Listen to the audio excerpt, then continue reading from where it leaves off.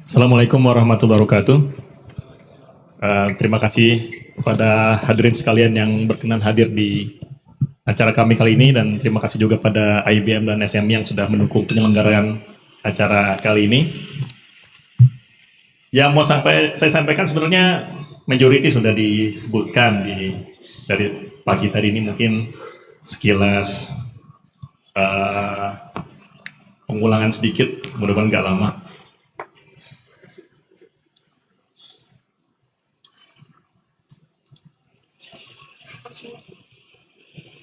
Oke, ini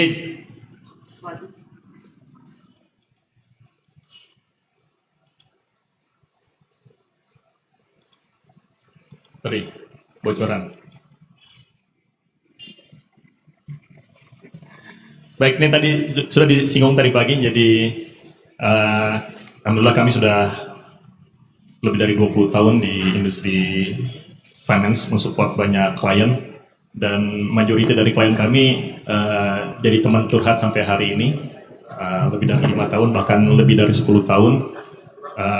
Dan kami sangat terbuka kalau ada teman-teman yang baru, kita open sekali. Karena kami punya prinsip bahwa solusi yang terbaik itu bukan yang paling canggih, tapi solusi yang paling baik itu solusi yang memberikan manfaat paling banyak buat klien kami. Sehingga kita paling suka ketika solusi yang kami berikan itu bermanfaat maksimal di sisi klien kami.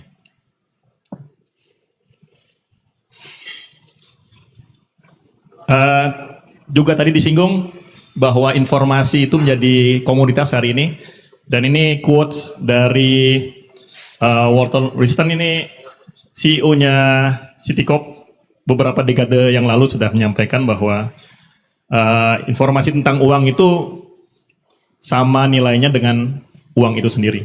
Mungkin saat ini udah mulai lebih tinggi bisa jadi. Jadi kalau kita tahu uang itu datangnya dari mana, lewat siapa, kapan, larinya kemana, lewat siapa, kapan, bagaimana, informasi itu bisa kita utilize untuk mengenerate uang yang baru. Beberapa dekade yang lalu, informasi itu sudah disounding sebagai sesuatu yang sangat penting. Ini hal yang pertama yang ingin saya sampaikan. Nah, dibanding dengan informasi berikutnya, ini hasil survei dari Accenture. Survei ini bicara tentang rate of change. Jadi berapa cepat bisnis itu berubah. Ini nanti bisa dilihat langsung di websitenya. Jadi intinya dari survei kali ini, dalam 3 tahun terakhir bisnis itu berubah dengan sangat cepat. Dan di sini ada komponen yang paling mendominasi kenapa bisnis itu berubah, diantaranya nomor 1 adalah teknologi. Dari 2 slide ini sebenarnya saya ingin mengajak kita semua berpikir bahwa data itu penting dan bisnis itu berubah dengan cepat. Kalau kita harus beradaptasi dengan perubahan bisnis, di mana kita perlu tahu data tentang bisnis kita dan data tentang bisnis di luar supaya bisa beradaptasi. Jadi kita ketemu satu kesimpulan di mana data processing itu menjadi penting ketika dia bisa dilakukan dengan cepat. Karena data itu penting dan kecepatan berubahnya itu juga tinggi.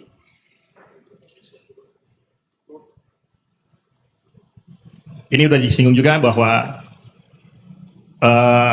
kalau kita bisa melihat bisnis kita lebih detail saat ini dengan data terkini, kita lebih aware dengan kondisi bisnis kita bisa ngedrive automation untuk ngerespon perubahan bisnisnya, dan kita bisa membangun bisnis yang lebih adaptif.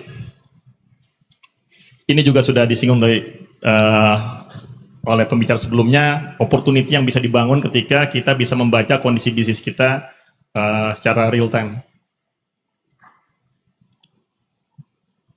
Ini juga hasil survei tahun 2024 dari Harvard Partners, survei terhadap CFO global, yang secara sederhana kesimpulannya adalah mereka ingin mendorong perusahaannya untuk bergerak ke arah yang disebut dengan data driven company.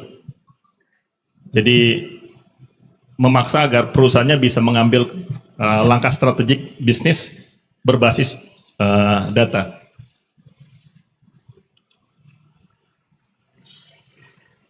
Jadi dorongannya sudah sangat kuat.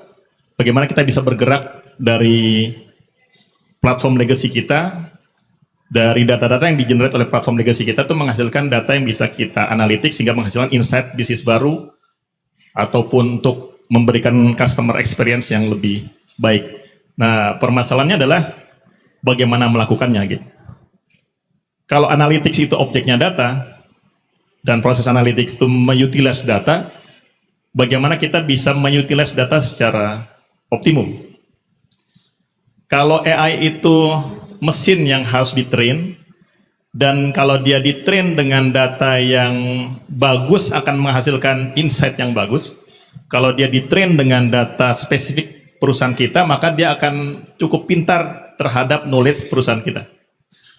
Maka menjadi penting buat company untuk mengolah datanya, mempersiapkan untuk menuju ke proses analitik yang lebih optimum. Satu hal yang harus dipertimbangkan adalah bagaimana kita bisa memperbaiki platform sistem IT kita sehingga kita bisa optimum dalam mengutilize data yang kita miliki. Bayangkan kalau kita punya arsitektur yang kita nggak paham topologinya seperti apa, gitu, interkoneksinya kita nggak cukup paham, sehingga kalau kita mau mengutilize data yang ada di berbagai tempat, mengintegrasikannya, konsolidasikannya, kemudian mengolahnya, mengenerate produk data baru, itu akan sulit. Sehingga kita perlu sebuah mekanisme, sebuah platform di mana hal itu mudah dan optimum untuk dilakukan. Yang kita juga perlu pahami bahwa data itu bukan cuma data yang ada dalam database. Tadi juga disinggung Pak Liang bahwa aplikasi yang kita gunakan itu sebenarnya mengenerate data. Perilaku user ketika menggunakan aplikasi generate data. Activity menu yang diklik oleh aplikasi generate data. Proses user melakukan transaksi itu sendiri data, dan semuanya sebenarnya bisa dikolaborasikan. Ditambah dengan data yang kita punya di data warehouse kita atau di database kita.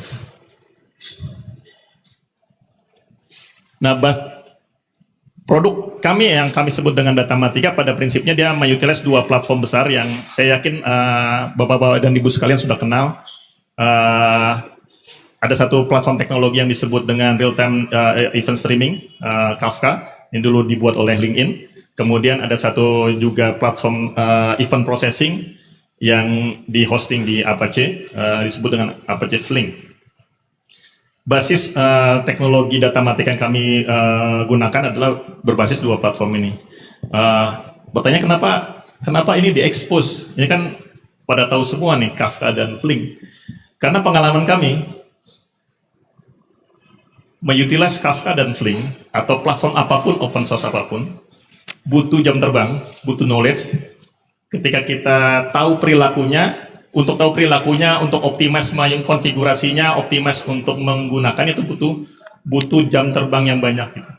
Setannya ketemu ketika kita bekerja di detail. Sehingga kita ingin announce bahwa platformnya platform yang common, tapi karena kami terbiasa menggunakannya, sudah uji coba di berbagai case, kita cukup confident untuk menawarkan solusi berbasis teknologi ini. Dan kami menambahkan ada beberapa komponen tambahan yang ditambahkan dalamnya, seperti kita bisa membuat endpoint baru, ataupun bisa nge-tracking pergerakan data yang lewat dalamnya. Bahkan kita juga bisa melakukan data processing secara low code menggunakan UI. Ini adalah platform yang kami tawarkan untuk bisa digunakan Bapak dan Ibu sekalian untuk bisa mengintegrasikan datanya, mengkonsolidasikan datanya, sehingga data yang dimiliki itu lebih optimum untuk bisa digunakan nantinya.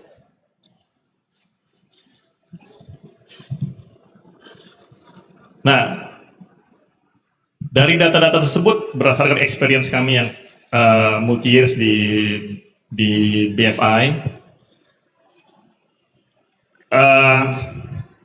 kita membangun satu solusi baru yang dibangun di atas platform yang barusan. Bagaimana data yang sudah terkumpul itu bisa kita bangun analytics-nya dengan lebih baik. Ini saya cuplik satu quotes Dengan pertumbuhan perubahan bisnis yang cepat, kita butuh financial agility, dan masalahnya adalah financial agility itu butuh financial visibility. Jadi kita harus bisa melihat kondisi finansialnya untuk bisa melakukan perubahannya. Ini contoh use case. Jadi misalnya katakanlah saat ini transaksi baru berjalan setengah bulan, tapi kita perlu ngambil keputusan supaya akhir bulan itu kondisi keuangannya jauh lebih baik, maka kita harus melakukan simulasi. Nah, platform yang kami buat ini bisa melakukan ini tanpa harus merubah data yang ada di masternya. Dia bisa melakukan simulasi untuk dapatkan estimasi projection di akhir tahun, beberapa simulasi, sehingga bisa diambil keputusan langkah mana yang harus dilakukan di antara simulasi tersebut yang bisa dipilih untuk dieksekusi di bisnis hari sisanya. Kami memberi nama Finex. Platform ini real time dalam hal data yang dikumpulkan tuh data yang terkini. Jadi dia bisa nge-sync data dari data berbagai sumber sekarang. Dan Finex instan artinya kalau kita pengen reportnya sekarang, dia akan generate sekarang. Dan dia akurat karena ini pengalaman kami beberapa tahun di banking, formula-formula yang kita biasa gunakan di core banking dan analytic reporting banking, kita masukkan ke dalam Finex ini.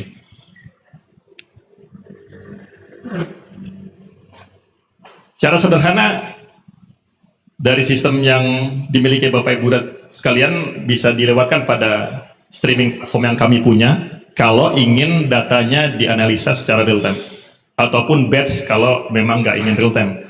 Nanti sisanya akan dilakukan oleh Finex, dari mulai proses analitik, generate report datanya, kemudian melakukan visualisasi. Beberapa hal mungkin harus dilakukan konfigurasi untuk mendapatkan preferensi dari analitik, report, dan visualisasi yang diinginkan oleh user.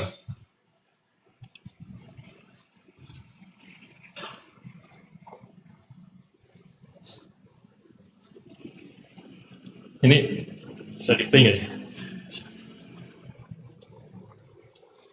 Oke,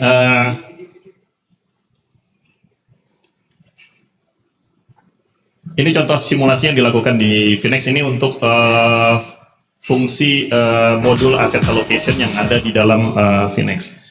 Jadi kita bisa melakukan simulasi dengan memasukkan nge-feeding data data simulasi transaksi, kemudian kita hitung estimasinya kalau data itu di-feeding ke dalam sistem transaksi. Dan kita bisa melakukan beberapa jenis simulasi dan mengcompare beberapa simulasi itu untuk memilih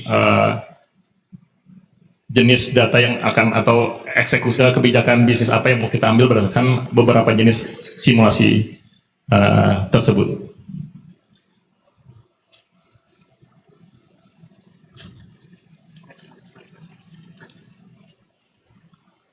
Ini berapa matriks kinerja keuangan yang ada dalam Finex. Ini untuk bisnis secara general.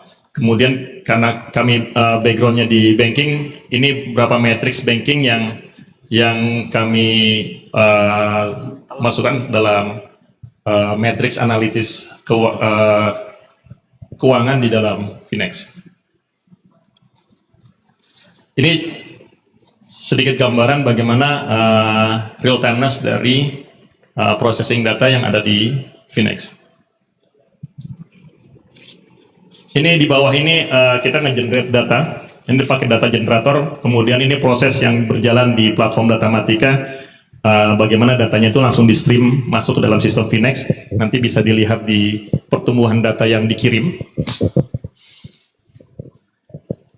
Ini mau nunjukin proses real timeness-nya bagaimana automatic sync dari data generator masuk ke dalam Finex, dan ini dia bisa langsung detect kalau data masuk, dia langsung bisa melakukan counting, dan di periode waktu tertentu tergantung setting kita bisa melakukan beberapa perhitungan secara periodik mengikuti data yang masuk.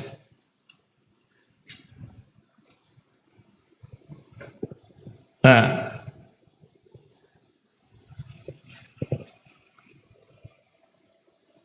Oke. Jadi apa yang kami lakukan di Finex untuk saat ini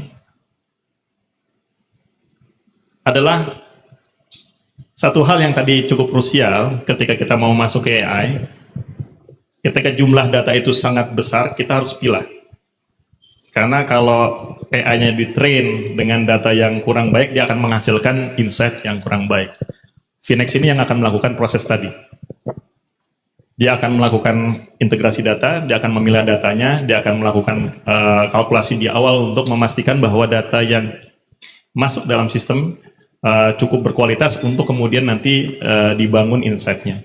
Dan kami sedang dalam proses untuk pengerjaan membundling teknologi AI ke dalam Finex, dan insya Allah dalam waktu gak lama lagi kita akan bisa showcase Finex yang ditambahkan dengan teknologi AI. Terima kasih. Assalamualaikum warahmatullahi wabarakatuh. Terima kasih. Berikan aplaus dong untuk Finex dan juga Pak Mahmud. Mohon tetap berada di panggung Pak, karena masih ada sesi Q&A, mungkin boleh membantu untuk menjawab. Bapak Ibu hadirin sekalian, sekarang saya buka untuk sesi question and answer atau tanya jawab. Nah, boleh untuk Bapak Ibu yang memiliki pertanyaan mungkin tadi dari awal sesi atau pertanyaan terkait Finex juga boleh ya Pak ya, terkait data analytics boleh. Saya buka untuk 3 pertanyaan terlebih dahulu. Ada yang punya pertanyaan? Boleh? Silahkan Bapak yang di sebelah sini boleh diberikan mic-nya.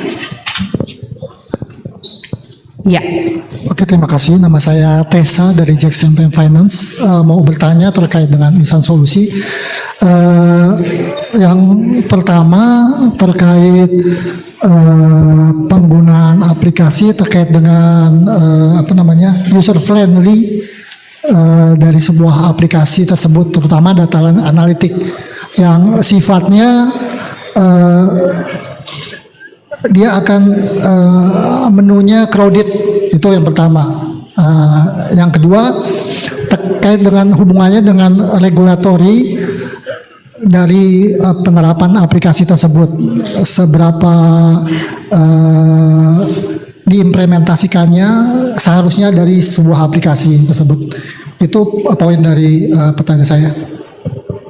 Terima kasih. Terima kasih. Boleh langsung dijawab, Pak? Oke, terima kasih. Pertanyaan Pak dari mana? Ya, menarik karena chart dan reporting itu sesuatu yang sangat rumit untuk disajikan. Kita punya basic charts-nya. Kita sudah menyusun menunya itu terstruktur ke dalam. Jadi kita kasih summary global di depan. Kalau mau tahu ini di-generate dari data yang mana, itu ada detailnya, tinggal diklik. Ini di-generate dari data yang mana, tinggal diklik, nanti dia akan masuk lagi ke data yang lebih detail. Jadi mulai dari global summary, pensil ada bertahap masuk ke detail. Itu yang saat ini sedang kita miliki, dan sebentar lagi kita akan masuk ke adopsi AI, di mana kalau di adopsi AI penyajiannya akan lebih intuitif buat user, karena kita bisa minta mau chart apa yang disajikan, atau mau insight apa yang disajikan, tidak semuanya akan disajikan. Mungkin itu yang bisa saya jawab terkait dengan user friendliness dari aplikasi. Jadi mudah-mudahan dari struktur yang dari umum pindah ke subnya lebih mudah untuk user untuk mencari tahu. Dan dengan tambahan asisten akan lebih mempermudah user untuk mencari di titik mana menu itu ada. Kemudian kalau dari sisi regulatory,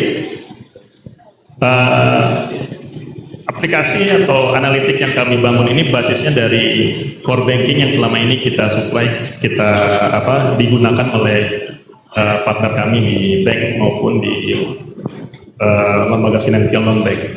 Jadi memang itu sudah comply ke regulatory. Dan satu hal yang menarik dari Finex ini karena dia mengoffload data dari core banking dan dia cukup adaptif untuk diupdate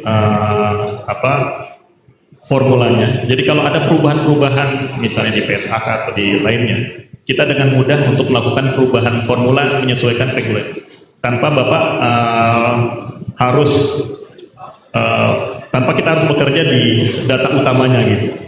Karena ya kami sangat paham bagaimana kita melakukan perubahan di core banking atau di sisi yang core, setiap perubahan harus dilaporkan, harus diregresi ulang. Nah, dengan Finex kita offload datanya ke sistem di luar itu, kemudian kita kalkulasi.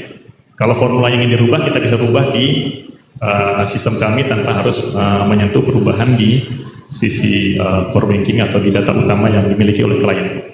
Mungkin itu yang bisa saya sampaikan. Terima kasih. Terima kasih Pak Mahmud, sudah terjawab ya Pak. Baik, saya buka lagi untuk pertanyaan selanjutnya. Boleh dari Mas yang di tengah sini terlebih dahulu. Iya. Silakan. Selamat siang, saya Agung dari Bank Danamon. Saya ingin bertanya melanjutkan mengenai regulasi. Nah, ini kan rencananya Finex akan mau mengintegrasikan AI ya ke aplikasinya. Saya ingin bertanya, kan tiap bank punya regulasi core banking yang berbeda-beda, tingkat arsitektur security yang berbeda-beda juga. Nah, tadi untuk penggunaan AI kan kita juga memperhatikan prinsip-prinsip yang tadi harus on-premise, harus ethical. Nah, berarti ketika ada beberapa klien dari bank-bank yang berbeda ingin menggunakan Finex yang sudah terintegrasi dengan AI nantinya, apakah nanti Finex harus menggunakan produk AI yang berbeda, ataukah bisa menggunakan mungkin satu produk AI yang bisa somehow beradaptasi untuk berbagai macam sistem regulasi bank yang berbeda-beda ini? Terima kasih. Terima kasih Pak. Jadi benar bahwa ini concern kami yang cukup tinggi ketika mengimplementasikan analytics dan AI di banking yang highly regulated. Jadi memang kenapa kita masuknya dari Finex yang belum AI, karena kita pengen customer tuh ngebangun dulu source datanya. Data knowledge-nya itu dibangun terlebih dahulu sehingga nanti model yang akan digunakan itu akan ditrain menggunakan data milik bank. Kecuali untuk bagian expertise analitiknya. Kalau expertise analitiknya kita bisa pinjam dari model yang lain. Tapi ini yang menarik juga tadi disampaikan Pak Rian dari IBM bahwa terkait dengan AI dan analitik yang akan dihasilkan oleh AI itu harus ada openness. Bisa dijelaskan ini model dari mana, model ini ditrain dari mana. Nah itu juga yang kami kami pahami dan kami adopt untuk implementasi AI dibanding dengan Finex. Jadi itu concern yang memang sejak awal jadi concern yang utama kami sehingga customer trust dengan apa yang kami deliver. Kurang lebih seperti itu. Cik. Sudah terjawab ya Pak ya? Baik, terima kasih. Oke, yang di sebelah sana langsung. Wah, ini semakin semangat nih ya, semakin menjelang makan siang. Silakan Pak. Oke, siapa nih? Sini deh. Saya Robik Valiana dari salah satu KSO di Pertamina. Sebenarnya saya mau tanya sama Pak Li Cheng sama Li Hen sama apa tadi yang satu itu? Iya. Cuman saya harap Bapak bisa bantu jawab ya. Gini Pak, kalau kita melihat data analytics itu kan bersumber dari proses input, kemudian masuk ke dalam data, kemudian diproses oleh microprocessor atau komputer, dan terjadilah analitik data. Fakta yang terjadi di Indonesia saat ini adalah banyaknya user-user yang belum kompeten atau banyak fraud itu yang memungkinkan data-data tersebut tidak valid. Nah, yang saya ingin pertanyakan adalah sebenarnya saya pengen minta advice kepada para pemimpin yang depan itu, advice-nya apa sih gitu? Karena kita tidak menutup kemungkinan bahwa data yang diterbitkan oleh siapapun gitu ya, itu bukan bisa jadi bukan data yang valid gitu. Atau kalau dalam bahasa accountingnya itu mirroring gitu atau windowing lah. Seperti itu. Nah, kira-kira ada nggak advice khusus yang buat kami ini bisa mendeteksi apa data itu bisa valid atau tidak? Pun begitu dengan data AI. di mana data AI itu kan juga kita bisa manipulasi gitu, sehingga yang terjadi adalah seharusnya kebohongan publik yang dimana itu bisa kita show gitu kan, tapi lagi-lagi kita tidak bisa apa-apa karena undang-undang ITE kita belum sampai sana gitu. Nah, kira-kira advice apa yang bisa kita dapat dari tim Bapak? Terima kasih. Oke, terima kasih. Nih, saya mau undang Mas Fakhris, ini temannya Mas Rian dari IBM. Oke. Penjaganya Watson X Indonesia. Maaf ya, sini aja. Terima kasih banyak pertanyaan Pak. Ya, terima kasih. Jadi itu pertanyaan yang sangat valid Pak. Jadi dari segi data validity. Ya, di IBM sendiri kami dengan Ihsan juga sering menggaungkan slogan. Slogannya adalah there is no AI without IA. Maksudnya adalah there is no artificial intelligence whatsoever without having the proper information architecture. Information architecture artinya fondasi yang dibutuhkan untuk bisa menggunakan solusi AI. Jadi kalau dari best practices kami yang di lapangan dan lain Pak ya, maka kita selalu memakai 5 tahap dulu. 5 tahap sebelum kita bisa mengadopsi solusi AI. Jadi it's a journey Pak ya, bukan berarti harus kayak syarat mutlak requisite, tapi memang kita bisa mengimplementasikan sebagian sebelum yang lainnya. Yang pertama dari segi layer collect tadi Pak, collect dulu. Ini the first C. Nah ini di layer ini Bapak butuh governance, master data management, data quality, data katalog, data observability, dan juga dari segi regulatory compliance. Termasuk tadi Pak Abang tadi, ini benar nggak valid datanya? Jangan-jangan ini memang datanya sudah mempunyai bias-bias tertentu. Nah makanya saya sebut tadi semua tadi, karena kalau semua tadi di-handle di layer itu Pak, maka source of data dari handle. Ini bukan diambil dari forum-forum Reddit atau lainnya. Ini juga menggunakan data komposisi yang sesuai, misalnya dari segi gender. Jadi nggak kayak ada satu yang lebih dari yang lainnya. Tidak mengandung copyright data. Jadi itu semacam kayak nutrition label untuk solusi AI, Pak. Ibaratnya kita kalau lihat minuman, kita pengen lihat berapa gram gulanya, berapa kalori, begitu pun juga AI. Kita perlu tahu komposisinya. Di layer tadi pada versi tadi, kita harus bisa melihat apa yang kita bisa penuhi dari segi risk management, regulatory compliance, dan juga life cycle governance, Pak. AI kita bisa banyak banget sekarang tutorial, Pak. Saya bisa masang AI di laptop saya dalam 3 jam. Itu udah banyak video-videonya, Pak. Video-videonya, tutorialnya, link info-nya udah banyak. Nah, itu belum mengcover enterprise needs. Dari segi apa? Regulatory compliance, termasuk bilang tadi, data validity, dan juga operation life cycle-nya, Pak. AI ops-nya di mana di situ? Dari non-prod ke prod. Dari pengecekan drift, pengecekan bahwa komposisi datanya tetap sesuai, tetap memenuhi ethical needs. Belum lagi filtration dari segi kata-kata hate, abuse, profanity. So AI perlu di-handle di layer C tadi, Pak. Ada 4 lagi habis itu, saya singkat aja karena nih saya mau mengingat bahwa berikutnya baru kita dari segi organizing data, Pak. Data management, data aksesnya. Baru kita gunain AI untuk menganalisa. Baru kita gunain AI untuk menginfuse di bisnis Bapak. Baru kita modernize. Jadi ada 5 fase, Pak. Tapi yang Bapak bilang tadi, kita perlu handle di level collect, the first level of information architecture, begitu, Pak. Oke, berarti kalau saya boleh simpulkan bahwa jika kita mau melakukan analytical data, we should have to yang tadi itu, semua perusahaan harus melakukan itu dulu, seperti itu ya. Itu adalah syarat untuk bisa baik kita mengimplementasikan traditional machine learning, classical AI maupun Gen AI sama. Oke, karena gini, saya mantan konsultan, jadi saya pernah menangani beberapa perusahaan. Itu banyak sekali di perusahaan itu yang tidak menggunakan yang tadi 5 tadi itu.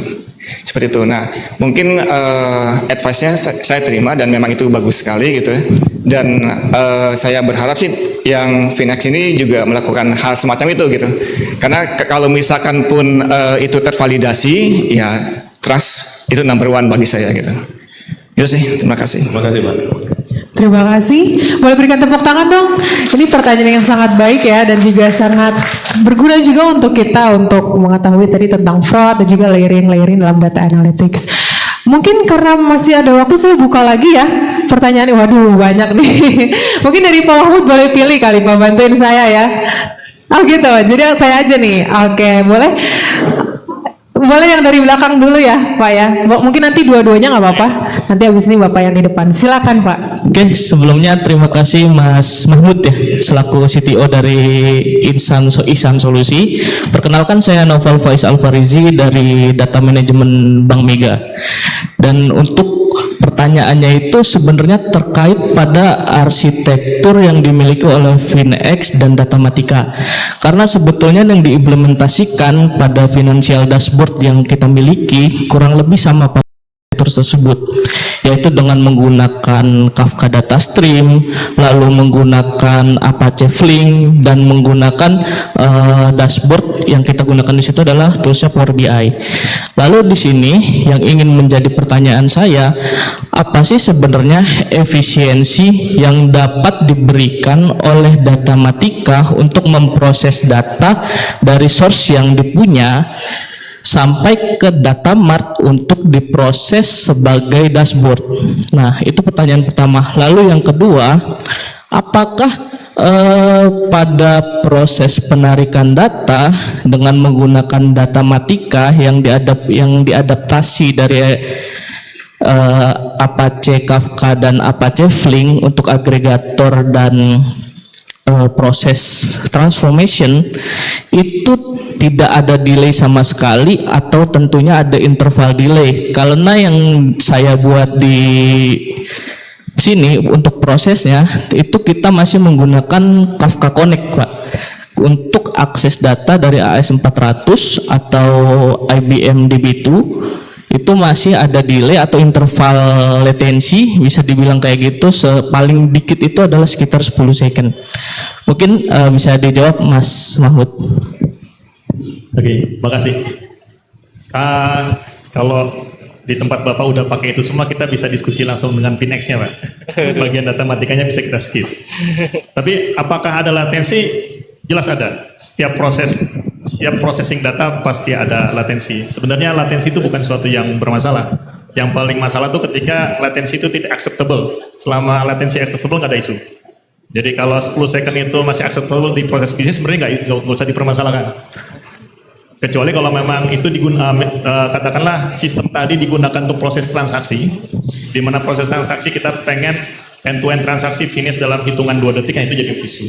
Tapi selama acceptable di bisnis proses, nggak ada masalah dengan 10 second, sebenarnya nggak usah dijadikan masalah. Nah, apakah bisa dipercepat? Tergantung situasinya. Kami punya pengalaman yang lama, punya pengalaman yang cepat, tergantung bagaimana kita melakukan proses tuning dan processing di Flink. Jadi kalau ini tambahan pertanyaan, misalnya apa bedanya kalau misalnya Bapak udah menggunakan Kafka dan Flink, kemudian kami menawarkan Datamatika di mana di situ juga Kafka dan Flink. Bedanya adalah di dalam Flink-nya itu ada processing code yang kami tanam. Jadi dalam ketika dia ditransfer itu ada processing, ada proses transform saat data itu berjalan. Sehingga ketika dia masuk dalam OLAP DB kami, processingnya tuh udah 20% jalan, kurang lebih gitu. Ya, mungkin itu bedanya. Saya yakin code yang kami tanam di Flink kami akan berbeda dengan code yang ditanam di Flink Bapak. Kurang lebih gitu. Terima kasih. Oke, Pak. Mungkin ada satu lagi nih yang timbul. Kalau dari Flink yang ditanam, itu concernnya adalah pada adjustment pada Flink atau adjustment pada Kafka yang nge-capture data dari source-nya, Pak? Code yang ditanam di Flink itu untuk processing, transformasi data. Oke. Untuk transfer. Jadi kalau untuk optimasi kinerja Flink dan Kafka beda lagi, ada konteks yang beda lagi. Tapi yang saya maksud dengan code yang ditanam itu untuk proses transformasi datanya ketika dia di stream. Oke, berarti kalau untuk proses connectionnya Datamatika itu sendiri udah mendukung berapa platform source, Pak? Kalau di kita kan pakai AS400 dan AS400 tuh lumayan sulit lah, Pak, untuk mencari konektornya. Nah, mungkin dari Mas Mahmud bisa menjelaskan. Kalau gitu kita bisa kerjasama, Pak. Nanti pas bagian AS400 kami bisa kerjasama sama Bapak. Oke. Oke. Thank you Mas Mahmud. Terima kasih, Mas. Boleh tadi Bapak jadi bertanya? Oke, silakan. Iya, terima kasih. Ya, saya Teguh dari Qverse. yang walaupun Finex belum mengadopsi AI, maksudnya belum mengimplementasi saat ini gitu, tapi kan mungkin kedepannya mau mengadopsi kan. Pertanyaan saya sebenarnya sejauh mana sih AI ini bisa membantu terutama banking gitu ya?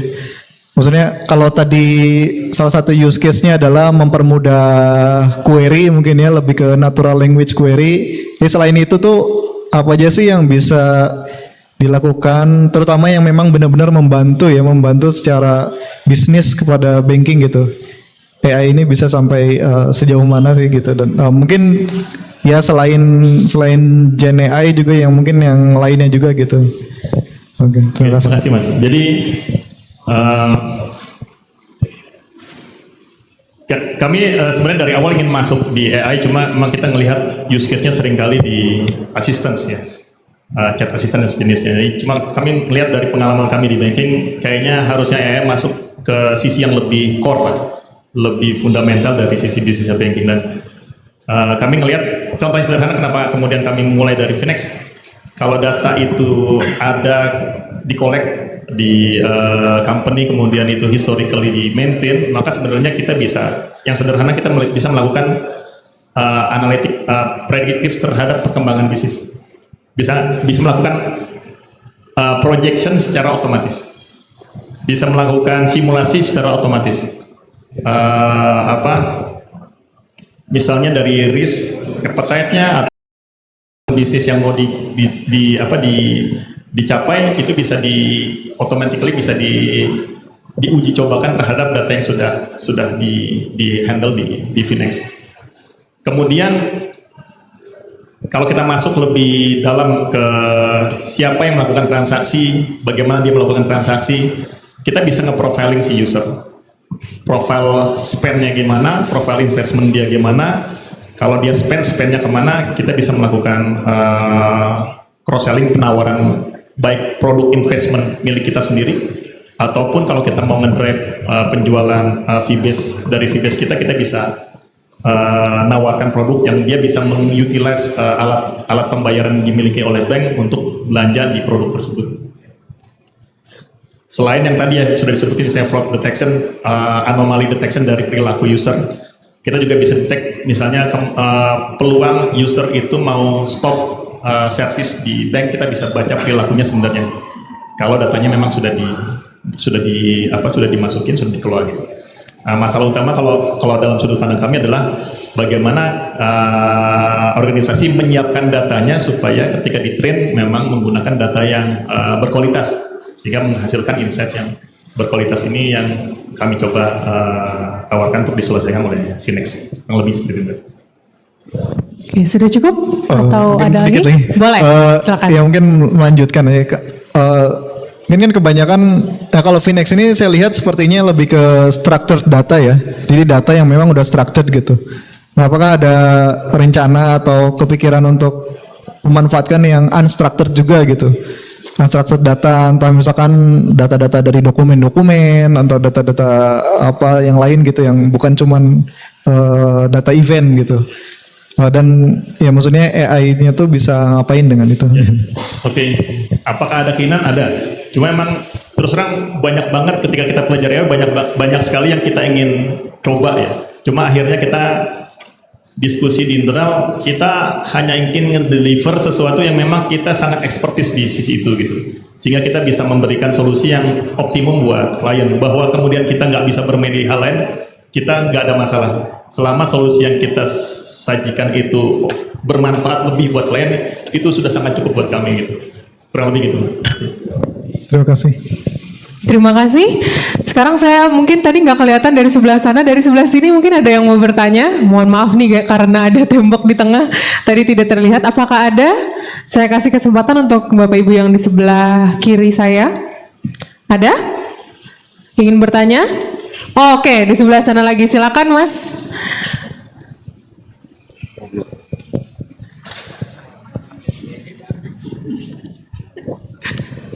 Baik, terima kasih atas kesempatannya. Perkenalkan, saya Teguh dari BRI. Nama kita sama ya Mas.